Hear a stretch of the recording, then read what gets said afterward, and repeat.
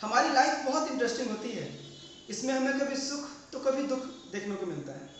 सुख तब मिलता है जब चीज़ें हमारे अनुसार होती हैं। दुख तब होता है जब प्रॉब्लम्स हमारे सामने आती हैं। वैसे प्रॉब्लम्स के आने को मैं कभी बुरा नहीं मानता, क्योंकि प्रॉब्लम्स हमें बहुत कुछ सिखा कर जाती हैं।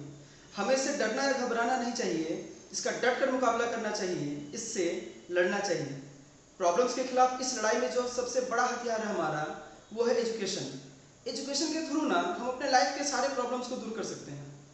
खैर, हम जैसे लोगों के लिए तो लाइफ का दूसरा नाम ही फिजिक्स है, क्योंकि हमें फिजिक्स पढ़ने में बहुत मज़ा आता है। लेकिन ये मज़ा तब सज़ा बन जाती है जब न्यूमेरिकल प्रॉब्लम्स हमारे सामने आते हैं। अच्छे अच्छे स्टूडेंट्स को मैंने देखा है न्यूमेरिकल से डरते हुए। तो देखिए, न्यूमेरिकल से डरने की हमें बिल्कुल ज़रूरत नहीं है। आप जिस टॉपिक पर न्यूमेरिकल सॉल्व कर रहे हैं, बस उसका कॉन्सेप्ट अच्छे से क्लियर होना चाहिए। अगर आपका कॉन्सेप्ट क्लियर है ना, तो टफ से टफ न्यूमेरिकल भी आप चुटकियों में बना लेंगे। तो पिछले वीडियो में हम लोग न्यूमेरिकल्स को कैसे सॉल्व किया जाए उसके तरीके के बारे में डिस्कस कर रहे थे। बहुत कुछ मैंने उस वीडियो में बताया है, आप जाकर उसको देख लें। उसमें मैंने कुछ न्यूमेरिकल्स को भी बनाया है जो कि रिलेटेड थे रिफ्लेक्शन ऑफ लाइट से। आज उसी टॉपिक पे, यानी कि रिफ्लेक्शन ऑफ लाइट से रिलेटेड कुछ और न्यूमेरिकल्स को हम लोग देखेंगे इस वीडियो में, यानी कि पार्ट 2 में। तो नमस्कार, मेरा नाम रवि साहू है और स्वागत है आपका हमारे प्यारे से channel tutor for you learn to lead में। आगे बढ़ने से पहले मैं जरा आपसे रिक्वेस्ट करूंगा कि प्लीज़ इस वीडियो को आप लाइक कर दीजिए और चैनल को आप सब्सक्राइब कर लीजिए। वीडियो को आप ज़्यादा से ज़्यादा लोगों में शेयर जरूर करिए, ताकि ज़्यादा से ज़्यादा लोग हमसे जुड़ सकें। आप हमारा फेसबुक पेज लाइक कर लीजिए, इंस्टाग्राम में भी हमें आप फॉलो कर लीजिए, आप हमारा वेबसाइट विजिट कर सकते हैं, आप हमें ईमेल भी कर सकते हैं। तो चलिए, बहुत ज़्यादा देर नहीं करते हुए चलते हैं हम हमारे आज के टॉपिक पे।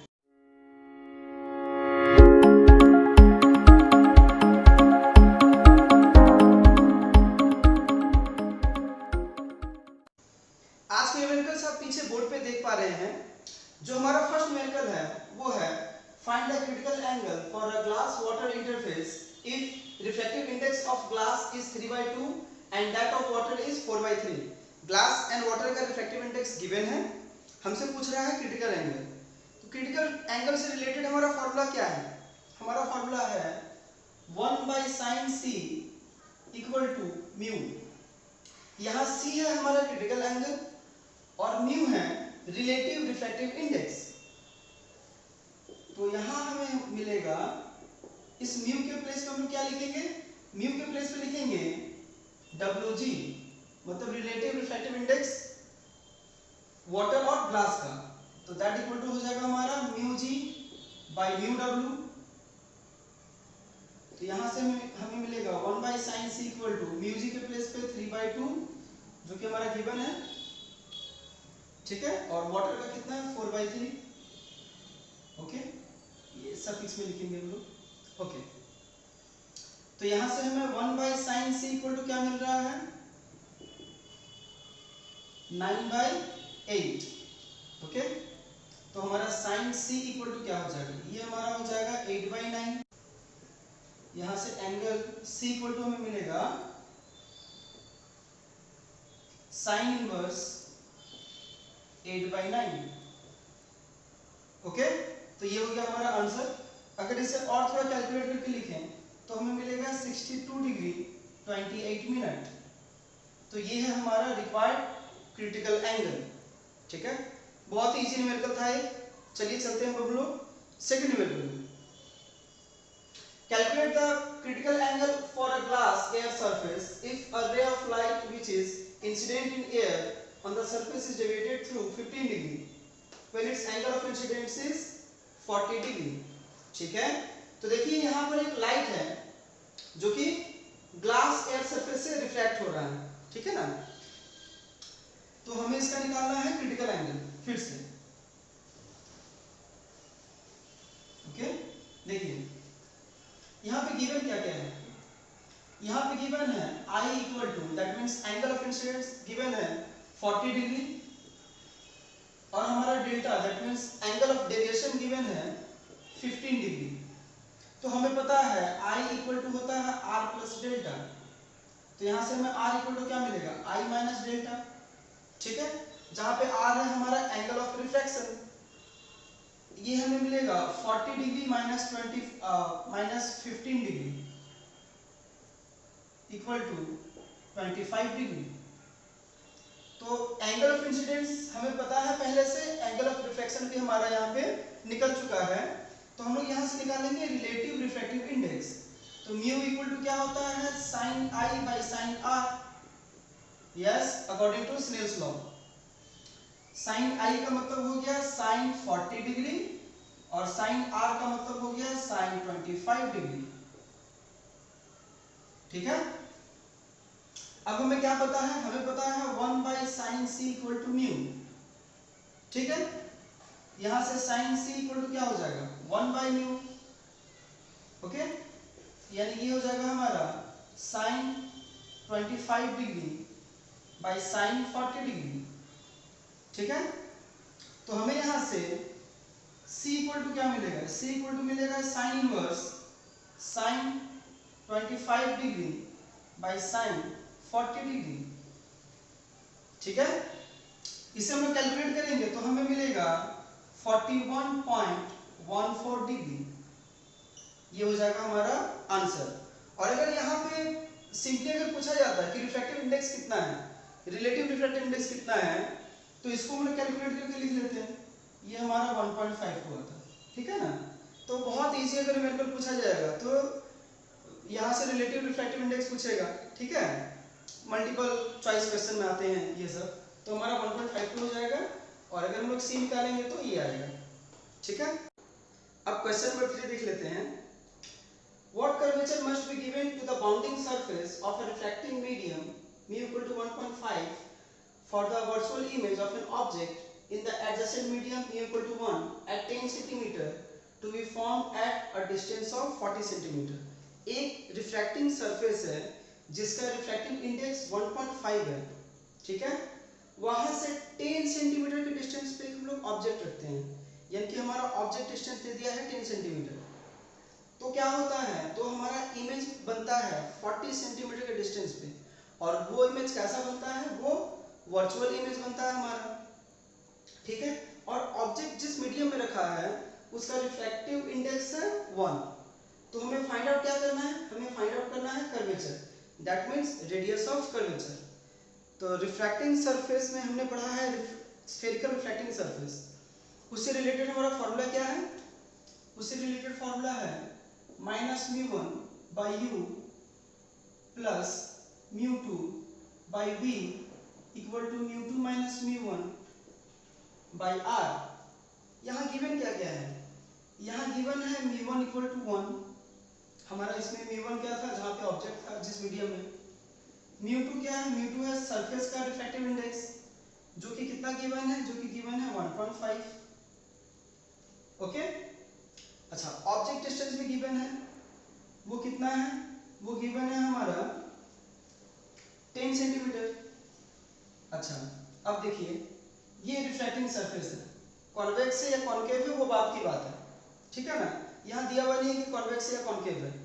तो कॉन्वेक्स हो या कॉनकेव हो, दोनों ही केसेस में हम लोग देखते हैं कि जब ऑब्जेक्ट रियल ऑब्जेक्ट हो, मतलब सच में कोई ऑब्जेक्ट एग्जिस्ट कर रहा हो, तब जो उसका इमेज है वो वर्चुअल जब बनता है तो किधर बनता है, जब वर्चुअल बनता है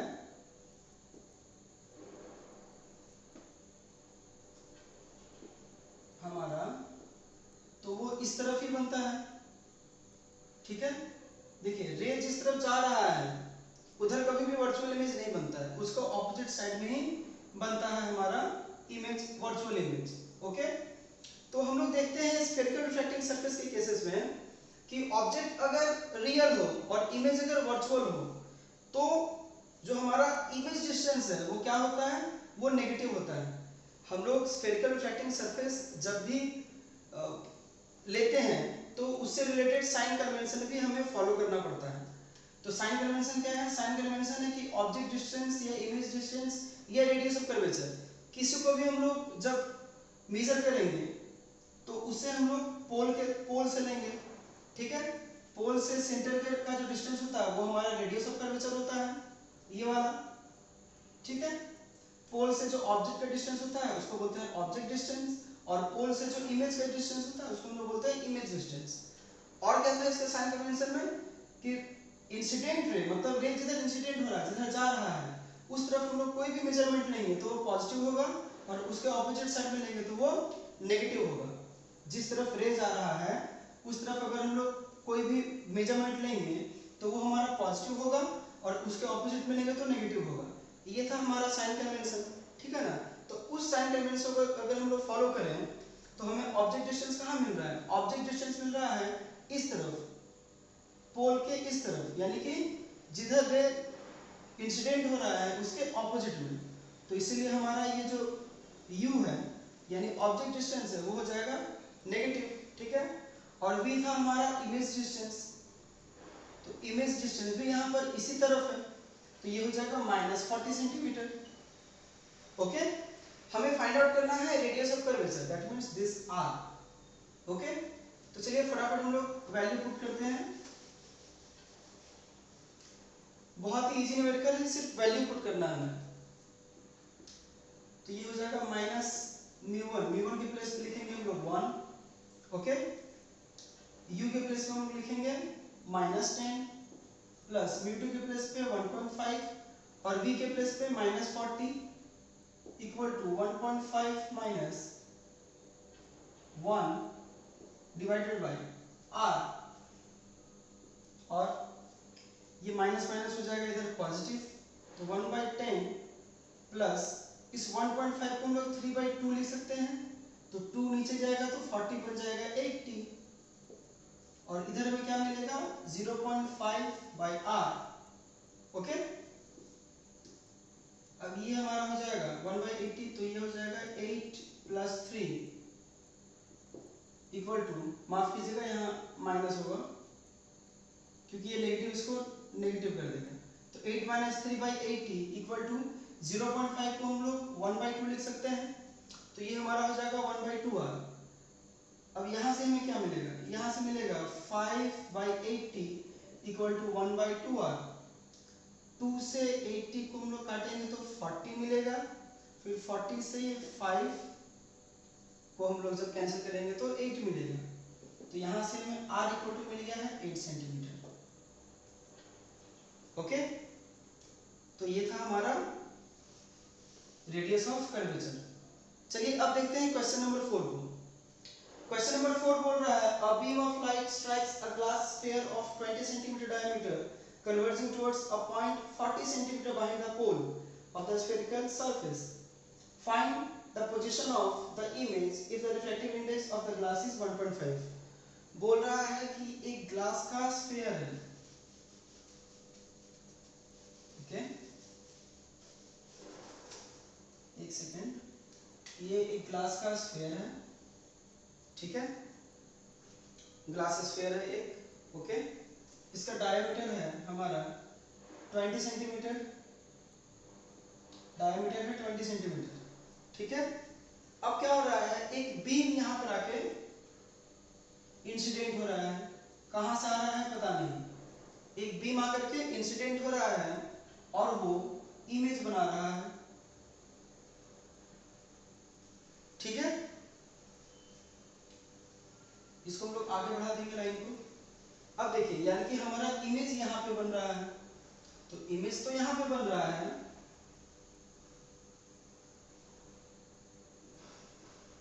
इमेज तो हमारा यहाँ पे बन रहा है, बट ऑब्जेक्ट कहाँ है? तो ऑब्जेक्ट को के लिए हम लोगों को ये लाइन को थोड़ा ड्रॉ करना पड़ेगा, तो हम लोग को ऑब्जेक्ट यहाँ दिखेगा, ठीक है। इस तरह के ऑब्जेक्ट को क्या बोलते हैं? देखिए ये लाइन आके हम लोग क्या किए हैं, इंसिडेंट रे को, ये इंसिडेंट को, रिफ्लेक्टेड रे नहीं, ये रिफ्लेक्टेड रे था, ये इंसिडेंट रे है, इसको हम लोग आगे ड्रॉ किए हैं, तो हमें यहाँ पे ऑब्जेक्ट दिखा है, ठीक है, क्योंकि ऑब्जेक्ट कहाँ से आ रहा नहीं पता है। तो इंसिडेंट रे को हम लोग क्या करते हैं, जब ड्रॉ करते हैं तो वो हमें ऑब्जेक्ट देता है, ठीक है। इस तरह का ऑब्जेक्ट हम लोग बोलते हैं वर्चुअल ऑब्जेक्ट, ठीक है। और इमेज हमारा रियल है क्योंकि रिफ्रैक्टेड रे आकर के यहाँ पे मीट कर रहा है, सच में मीट कर रहा है, ठीक है ना। अब चलिए, ये हमारा रेडियस ऑफ कर्वेचर हो जाएगा, ये पोल यहाँ पे, ठीक है, ये रेडियस ऑफ कर्वेचर है, ये सेंटर है, ठीक है। देखिए अब देखते हैं यहाँ गिवन क्या क्या है। यहाँ गिवन है हमारा डायमीटर 20 सेंटीमीटर, तो हमें यहाँ से r इक्वल टू क्या मिलेगा, r मिलेगा 20/2, दैट मीन्स 10 सेंटीमीटर। ओके, देखिए ये जो हमारा r है, रेडियस ऑफ कर्वेचर, वो पोल से हम लोग लेंगे तो इंसिडेंट रे के डायरेक्शन में ही है, इसलिए ये पॉजिटिव नहीं है हम लोग। ओके, और क्या गिवन है, और गिवन है हमारा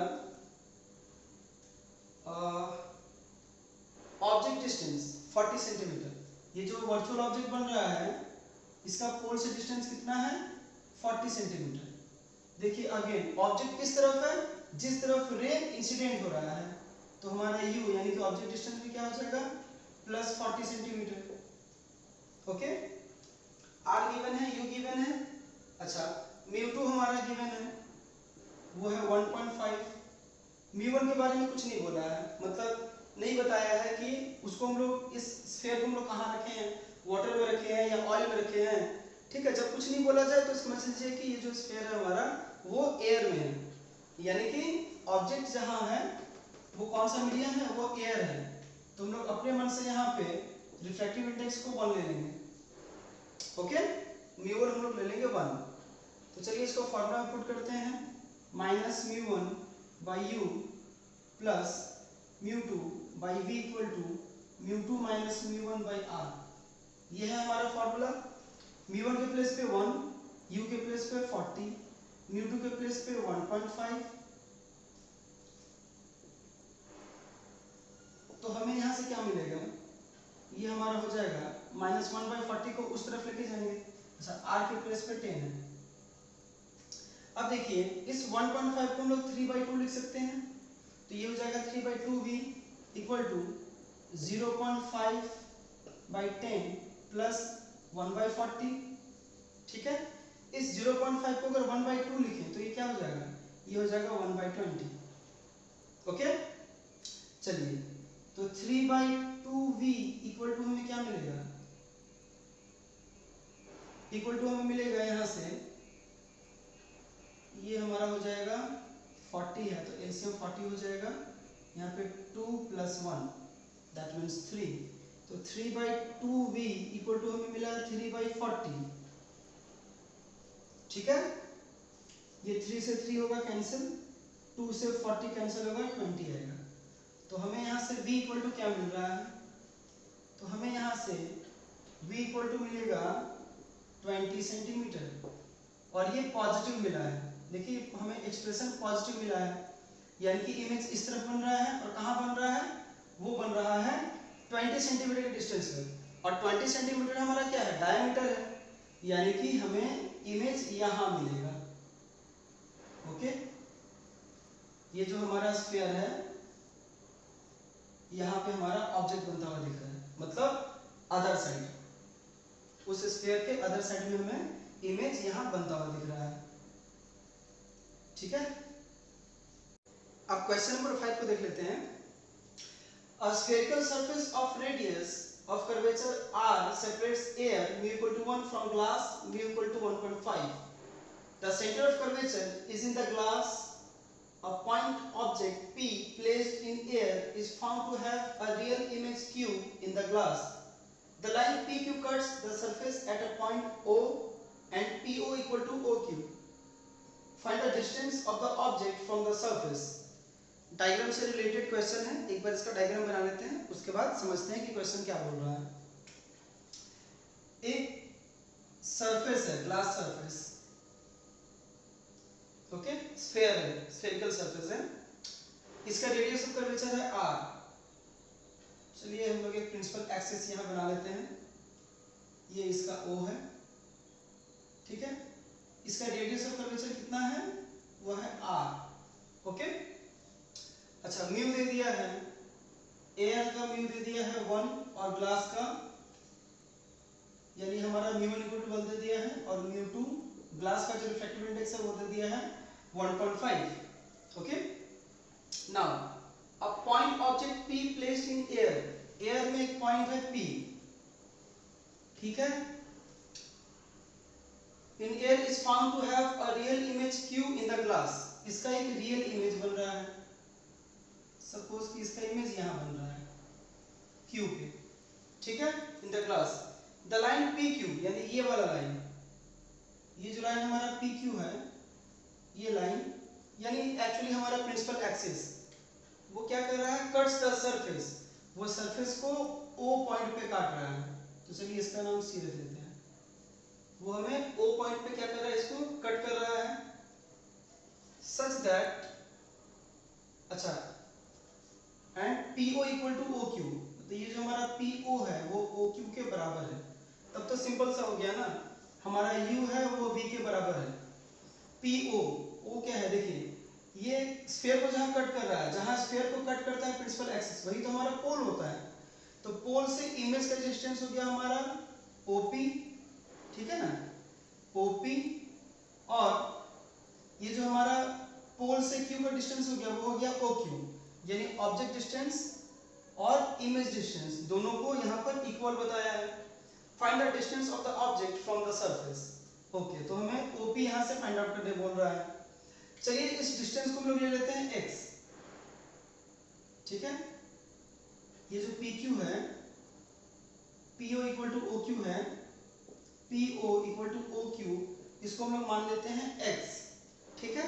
तो यहाँ से हमें क्या मिलेगा, यहाँ से हमें गिवन तो μ1 μ2 गिवन है, u इक्वल टू क्या मिलेगा हमें, u इक्वल टू मिलेगा माइनस ऑफ x, ठीक है, क्योंकि ये ऑपोजिट साइड में है, रे जिधर इंसिडेंट हो रहा है उसके ऑपोजिट में है, इसलिए ये नेगेटिव होगा, तो ये माइनस x हो जाएगा और v हो जाएगा पॉजिटिव ऑफ x, ठीक है। r हमारा उसी डायरेक्शन में है जिधर जा रहा है रे, तो r भी हमारा पॉजिटिव होगा। तो यहाँ से हमें क्या मिलेगा, यहाँ से हमें मिलेगा minus 1 by minus X plus 1.5 by x equal to 1.5 minus 1 by r, μ1 by u, μ2 by v equal to μ2 minus μ1 by r, okay.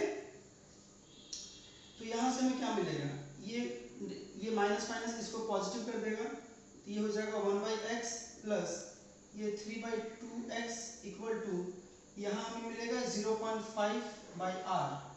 इस 0.5 को हम लोग 1 बाई 2 लिख सकते हैं, तो ये हमारा हो जाएगा 1 बाई 2r। और तो यहाँ से हमें क्या मिलेगा, ये 2x, यहाँ मिलेगा 2 plus 3 equal to 1 by 2r, 2 से 2 हमारा हुआ कैंसिल, यानी यहाँ से हमें मिलेगा x इक्वल टू 5r, ठीक है। देखिए इजी सा क्वेश्चन था, लेकिन ये क्वेश्चन हमारा IIT में पूछा जा चुका है, ये क्वेश्चन IIT में पूछा जा चुका है, ठीक है। तो बहुत इंपॉर्टेंट क्वेश्चन है ये, क्योंकि IIT में ये पूछा गया है, तो इंपॉर्टेंट तो होगा ही। तो ये एक इंपॉर्टेंट क्वेश्चन है, ठीक है। बस कंफ्यूज करने के लिए P Q ये सब दे दिया था, हम लोग जब डायग्राम बनाए तो देखिए कि ये बहुत ही सिंपली हमारा बन गया है। चलिए फटाफट चलते हैं क्वेश्चन नंबर 6 की तरफ। क्वेश्चन नंबर 6 है, find the radius of curvature of convex surface at a plano convex lens whose focal length is 0.3 meter and the refractive index of the material of the lens is 1.5। Plano convex lens बोल रहा है। देखिए ये हमारा होता है double convex lens, ठीक है, क्योंकि दोनों तरफ इसका कॉन्वेक्स होता है।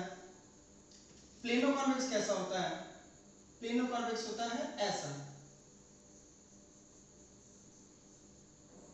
ये रहा हमारा प्लेनो कॉन्वेक्स, ठीक है। तो एक प्लेनो कॉन्वेक्स लेंस है जिसमें से कॉन्वेक्स सरफेस जो है इसका फोकल लेंथ जो है, इसका फोकल लेंथ हमारा है 0.3, ठीक है, 0.3 मीटर, यानी हमें F इक्वल टू मिल गया है 0.3 मीटर, ठीक है। एंड द रिफ्रैक्टिव इंडेक्स यानी म्यू इक्वल टू भी हमें मिल गया है 1.5, ठीक है। पूछ रहा है find the radius of curvature, यानी कि हमसे पूछा जा रहा है यहाँ पे r, ठीक है। देखिए लेंस स्पीकर फॉर्मूला क्या था, लेंस स्पीकर फॉर्मूला था 1 by f equal to mu minus 1 into 1 by r1 minus 1 by r2। यहाँ r1 क्या था, R1 था, देखिए ये लेंस इस तरह का अगर रहा या फिर इस तरह का रहा, जैसा भी रहे, ठीक है, या ऐसा भी हो सकता है। तो इस केस में आते हैं, ये जो हमारा R1 है वो पहले वाले सरफेस का रेडियस ऑफ कर्वेचर है, ठीक है, और ये जो हमारा R2 है वो सेकेंड वाले सरफेस का रेडियस ऑफ कर्वेचर है, ठीक है। तो सेकेंड वाले का रेडियस ऑफ कर्वेचर कितना होगा, ये तो प्लेन है, रेडियस ऑफ कर्वेचर किसका होता है, जो कर्व होता है, एक प्लेन का रेडियस ऑफ कर्वेचर कितना होगा, वो होगा इन्फिनिटी, कितना होगा, इन्फिनिटी, ठीक है। तो इस वैल्यू, इस फॉर्मूला में हम लोग पुट करते हैं वैल्यूज को, तो 1/f के प्लेस पे क्या हो जाएगा हमारा 1/0.3 इक्वल टू म्यू के प्लेस पे 1.5 माइनस 1 इंटू 1/r1 माइनस 1/इंफिनिटी। 1/इंफिनिटी का वैल्यू हमारा 0 होता है, तो यहाँ से हमें क्या मिलेगा, यहाँ से मिलेगा 1/0.3 इक्वल टू ये हमारा हो जाएगा 0.5 इंटू 1/r1, ठीक है। तो और तो यहाँ से हमें R1 इक्वल टू क्या मिलेगा, R1 मिलेगा 0.5 इंटू 0.3, तो R1 हमारा आएगा यहाँ से 0.15 मीटर, ये हमारा हो गया रेडियस ऑफ कर्वेचर। तो बिल्कुल ही इजी था ये, बस एक ही ट्रिक था समझना, R2 का वैल्यू इंफिनिटी होगा, बस यही है। वो भी R2 का वैल्यू इंफिनिटी क्यों हुआ, क्योंकि ये प्लेन था, ठीक है। तो ये हमारा है रेडियस ऑफ कर्वेचर, जो कि हमें फाइंड आउट करना था। चलिए अब चलते हैं क्वेश्चन नंबर 7 की तरफ। अ double convex lens has radii 20 centimetre, compute the focal length of this lens in air and when immersed in carbon disulfide mu equal to 1.63, mu of glass equal to 1.5। मतलब ये glass का convex lens है, देखिए convex lens है जिसका radii यानी कि दोनों रेडियस जो है, इस केस में क्या आता है, दोनों का रेडियस अलग अलग था क्योंकि प्लेनो कॉन्वेक्स था, ये तो डबल कॉन्वेक्स है, डबल कॉन्वेक्स में दोनों का रेडियस हमें यहाँ क्या दिया हुआ है, सेम दिया हुआ है, तो जो कि है 20 सेंटीमीटर। अब क्या कर रहा है, फोकल लेंथ निकालने बोल रहा है एयर में, ठीक है, और फिर बोल रहा है कि उसको जब हम लोग डुबा देंगे कार्बन डाइसल्फाइड में तो उसका फोकल लेंथ क्या हो जाएगा, वो भी फाइंड आउट करने को बोल रहा है। तो चलिए फटाफट देख लेते हैं। सबसे पहले तो जब वो डबल कॉन्वेक्स लेंस एयर में है, चलिए पहले देख लेते हैं गिवन क्या क्या है। पहले तो गिवन है R1 equal to R2 equal to 20 centimetre, ठीक है। अच्छा दोनों इक्वल नहीं कह सकते हैं क्योंकि एक नेगेटिव होगा, ठीक है ना। ये दोनों जब है, रे ऑफ लाइट अगर मान लीजिए इस तरफ जा रहा है तो हमें क्या मिलेगा, एक जो इसका जो R1 है और इस वाले का रेडियस ऑफ कर्वेचर हम लोग मान लिए R2, ठीक है ना। तो दोनों में से एक नेगेटिव होगा क्योंकि साइन कन्वेंशन हम लोग फॉलो करेंगे यहाँ भी, तो एक जो रे ऑफ लाइट के डायरेक्शन में होगा रेडियस ऑफ कर्वेचर वो हमारा पॉजिटिव होगा और इसके ऑपोजिट वाला नेगेटिव होगा, ठीक है ना। तो कहने का मतलब है यहाँ R1 इक्वल टू गिवन है -20 सेंटीमीटर और R2 है 20 सेंटीमीटर, ओके। अच्छा उसके बाद गिवन है म्यू जी, जिसको हम relative refractive index of air to glass पे कह सकते हैं, जो कि गिवन है हमारा 1.5, ओके। और फिर mu G C, that means glass to carbon disulphide given है 1.63, ठीक है, ये हमारा गिवन है। चलिए तो फटाफट हम लोग बनाते हैं इसको। फॉर्मूला क्या है हमारे पास, 1/f equal to mu minus 1 into 1/r1 minus 1/r2, ठीक है। देखिए 1/f हमारा क्या है, 1/f हमारा फोकल लेंथ है, इसे फाइंड आउट करना है। म्यू गिवन है 1.5, तो 1.5 माइनस 1 इंटू हम लोग R1 को पॉजिटिव और R2 को नेगेटिव ले लेते हैं, तो हमारा कैलकुलेशन थोड़ा इजी हो जाएगा। तो ये हो जाएगा 1/20 माइनस माइनस ये हो जाएगा प्लस 1/20, ओके। यहाँ -20 होना चाहिए, तो ये माइनस इस माइनस को प्लस कर देगा, ठीक है ना। चलिए नेक्स्ट आगे बढ़ते हैं। तो 1/f इक्वल टू हमें क्या मिलेगा, ये हमारा हो जाएगा 0.5 इंटू यहाँ से हो जाएगा 2/20 यानी 1/10। ठीक, तो यहाँ से हमें क्या मिलेगा, 1/f इक्वल टू 0.5 को 1/2 लिख सकते हैं, 1/2 इंटू 1/10 यानी हमारा फोकल लेंथ यहाँ से क्या मिल रहा है, फोकल लेंथ मिल रहा है 20 सेंटीमीटर। ठीक है, तो एयर में इसका फोकल लेंथ कितना है, 20 सेंटीमीटर है। ठीक है, अब देखते हैं कार्बन डाइसल्फाइड में जब उसको इमर्स करते हैं तो क्या होगा। तो कार्बन डाइसल्फाइड में जब उसको इमर्स करेंगे तो उसका रिफ्रैक्टिव इंडेक्स क्या हो जाएगा, ये हो जाएगा हमारा, तब अगर उसको कार्बन डाइसल्फाइड में रखेंगे तो हमारा एक्चुअली Cg यहाँ निकालना पड़ेगा। तो ये C कितना गिवन है, अच्छा हमारा ये mu AC air to carbon disulphide वो गिवन है 1.63, तो Cg क्या हो जाएगा हमारा mu G by mu C। Mu G क्या है 1.5 और म्यू C क्या है 1.63। ओके, अब इसको पुट कर देंगे हम लोग इस फॉर्मूला में। ठीक है, यहाँ से तो हमें 20 निकल गया है। अब देखते हैं इस केस के लिए क्या होता है, तो चलिए यहीं पे हम लोग पुट कर देते हैं ताकि आसानी से बन सके हमारा। यहाँ से हो जाएगा 1/f equal to 1.5 by 1.63 minus 1 into 1/20 minus of -1/20, ये नेगेटिव इसको पॉजिटिव कर देगा। तो यहाँ हमें 1/f इक्वल टू क्या मिलेगा, ये हमारा हो जाएगा, इसको जब हम लोग सॉल्व करेंगे आएगा -0.13 डिवाइडेड बाय 1.63। ठीक है, और यहाँ हमें मिलेगा 2/20। ठीक है, तो यहाँ हमें 1/f इक्वल टू क्या मिल रहा है, 1/f इक्वल टू मिल रहा है ये -13/163 इंटू इसको कट करेंगे तो आएगा ये 10 1/10। ओके, तो यहाँ से हमें f इक्वल टू क्या मिलेगा, इसको कैलकुलेट करने के बाद मिलेगा -125.4 सेंटीमीटर। ठीक है, तो ये है हमारा फोकल लेंथ जब हम लोग उसको इमर्स करते हैं कार्बन डाइसल्फाइड के अंदर।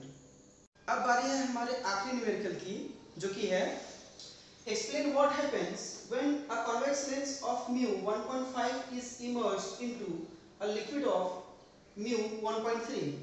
एक लेंस है जिसका रिफ्रैक्टिव इंडेक्स है 1.5, उसको हम लोग एक लिक्विड में इमर्स करते हैं, डुबाते हैं, जिसका रिफ्रैक्टिव इंडेक्स है 1.3, तो क्या होगा हमें ये बताना है। तो देखिए, अगर हम लोग किसी भी लेंस को किसी लिक्विड के अंदर डुबाते हैं या किसी भी तरह अगर हम लोग किसी और मीडियम में उसको लेके जाते हैं तो उसका फोकल लेंथ चेंज होता है। ऐसा क्यों होता है, पहले उसको समझ लेते हैं। एकदम बेसिक में जाते हैं रिफ्लेक्शन ऑफ लाइट के।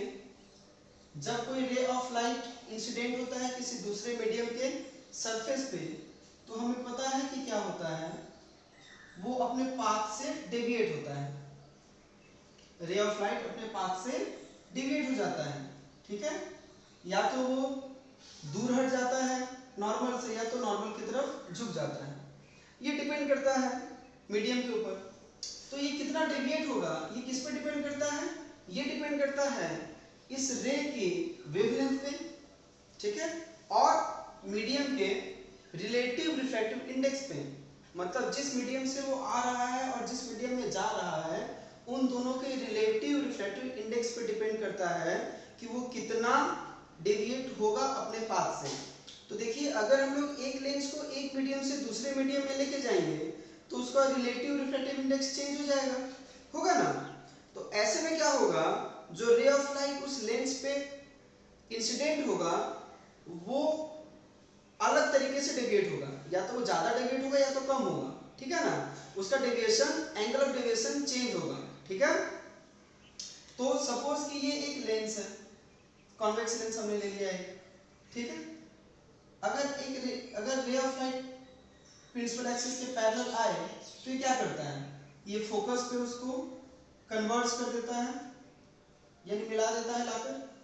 ठीक है, अब देखिए, इसको अगर हम लोग किसी दूसरे मीडियम में ले जाएंगे तो क्या होगा, तो अब की बात भी वही होगा। ठीक है। प्रिंसिपल एक्सिस के जो पैरेलल आएगा वो फिर से कहीं एक जगह जाकर के कन्वर्ज होगा, बट पिछली बार वो जहाँ कन्वर्ज हुआ था वहां पे नहीं होगा, या तो उसके बाद होगा या तो उसके पहले होगा। ऐसा क्यों होगा? क्योंकि रे डेविएट हो रहा है किसी अलग एंगल को बनाते हुए, ठीक है। कोई अलग एंगल को बनाते हुए वो क्या कर रहा है, डेविएट हो रहा है, तो जाहिर सी बात है वो कहीं और जाकर के वो मिलेगा, ठीक है। और जहां पर आकर के वो मिलेगा उसी को तुम लोग फोकस बोलते हैं। जब भी प्रिंसिपल एक्सिस के पैरेलल लाइंस आकर दूसरे तरफ जिस पॉइंट पर मीट करती है उसी को तुम लोग बोलते हैं फोकस, ठीक है ना। तो ये मीट जहां पे करेगी ये किस चीज पर डिपेंड करता है, ये उस बात पर डिपेंड करता है कि ये रे ऑफ लाइट कितना डेविएट हो रहा है, ठीक है ना। और रिफ्रैक्टिव इंडेक्स अगर चेंज होगा, मटेरियल अगर हम लोग चेंज कर देंगे तो क्या मिलेगा हमें, तो वो जो एंगल ऑफ डेविएशन है वो हमारा चेंज हो जाएगा, उसकी वजह से हमारा फोकस भी क्या होगा, चेंज हो जाएगा। तो जाहिर सी बात है अगर फोकस चेंज हो गया तो फोकल लेंथ हमारा क्या होगा, या तो घट जाएगा या तो बढ़ जाएगा। मतलब सीधी सी बात ये है कि अगर रिलेटिव रिफ्रैक्टिव इंडेक्स चेंज किए, यानी मटेरियल को हम चेंज कर दिए, लिक्विड में डुबा दिए, कुछ और कर दिए उसके साथ, रिलेटिव रिफ्रैक्टिव इंडेक्स अगर हम लोग चेंज कर दिए तो उसका फोकल लेंथ भी चेंज हो जाएगा, ठीक है। तो हमारा ये जो न्यूमेरिकल है, इस न्यूमेरिकल में भी कुछ ऐसा ही होने वाला है, हमारा फोकल लेंथ यहाँ पर चेंज होने वाला है। हमें यही फाइंड आउट करना है कि कितना चेंज होगा फोकल लेंथ, ठीक है। चलिए देख लेते हैं। उम्मीद करता हूँ कि ये समझ में आया है आपको। अगर ऐसा है तो इस वीडियो को फटाफट लाइक कर दीजिए और शेयर करना बिल्कुल ना भूलें। कमेंट सेक्शन में जरूर बताएं कि वीडियो को कैसा लग रहा है। चलिए आते हैं हम लोग। हमारा म्यू यहाँ पे क्या गिवन है, लेंस का म्यू गिवन है 1.5, तो यहाँ से इसका फोकल लेंथ का एक्सप्रेशन क्या हो जाएगा, हमें पता है formula 1/f equal to mu minus 1 into 1/r1 minus 1/r2, ठीक है।